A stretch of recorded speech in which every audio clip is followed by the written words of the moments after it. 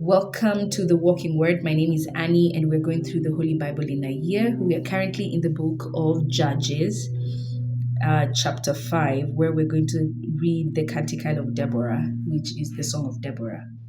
After this massive win, the book of Judges, just a recap, is the book of transition of leadership between Joshua and Moses. Now, before we enter monarchy, there's this transition period that Israelites were led by judges.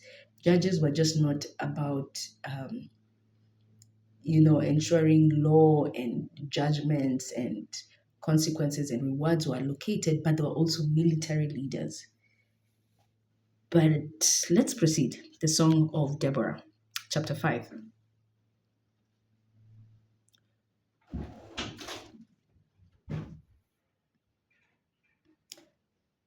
Verse 1. On that day, Deborah and Barak, son of Abinoam, sang this song of chiefs who took the lead in Israel, of noble deeds by the people who bless the Lord. Hear, O kings, give ear, O princes. I to the Lord will sing my song, my hymn to the Lord, the God of Israel. O Lord, when you went out from Seir, when you marched from the land of Edom, the earth quaked and the heavens were shaken, while the clouds sent down showers. Mountains trembled in the presence of the Lord, the one of Sinai, in the presence of the Lord, the God of Israel.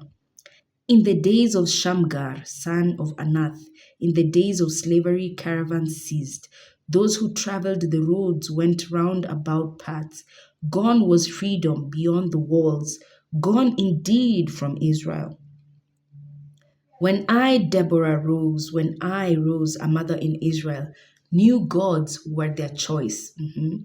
Then the war was at their gates. Not a shield could be seen, not a lance among 40,000 in Israel. My heart is with the leaders of Israel, nobles of the people who bless the Lord.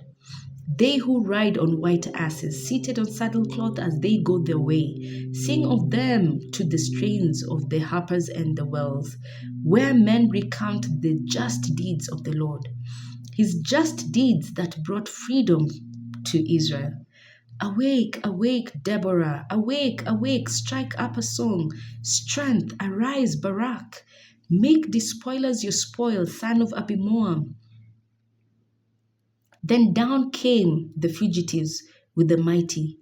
The people of the Lord came down for me as warriors. From Ephraim, princes were in the valley. Behind you was Benjamin among your troops. From Machir came down commanders. From Zebulun, wielders of the marshal's staff. With Deborah were the princes of Issachar. Barak too was in the valley, his course unchecked. Among the clans of Reuben, great were the searchings of heart.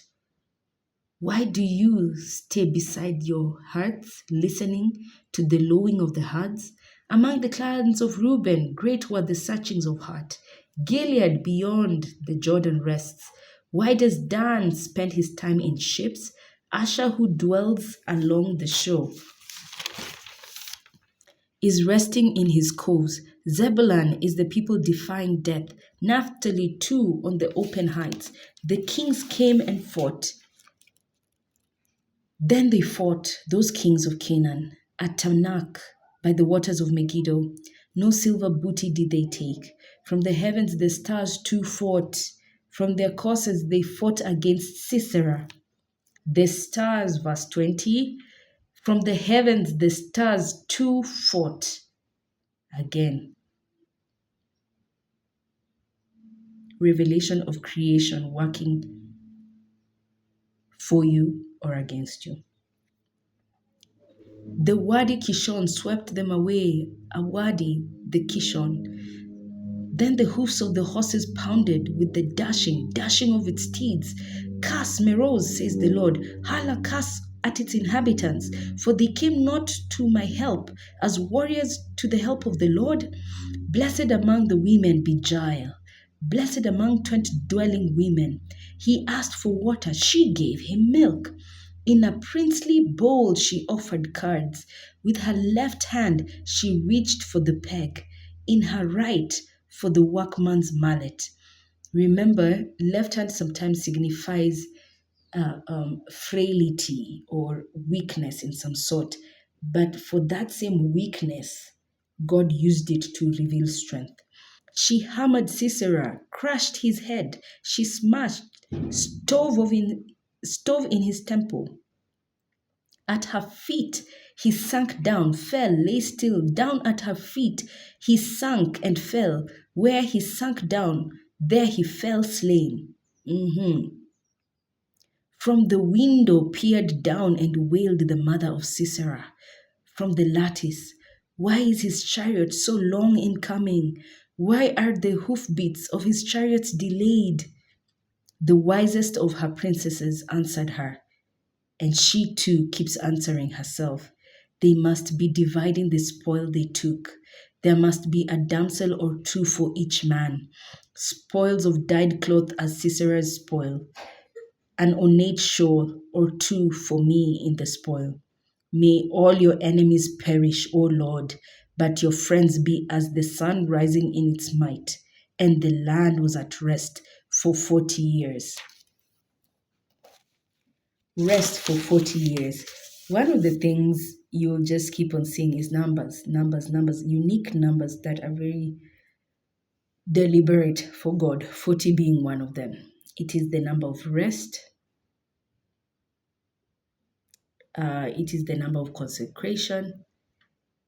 That's why when you see people who go into a 40-day fast, most of the time it's a level of consecration they're looking for in the Lord. 40 days of rest. So every time they sinned, God would give them a few years of punishment. Every time they did right, God would give them 40 years of rest from their enemies. We continue tomorrow from chapter 6. Have a blessed day.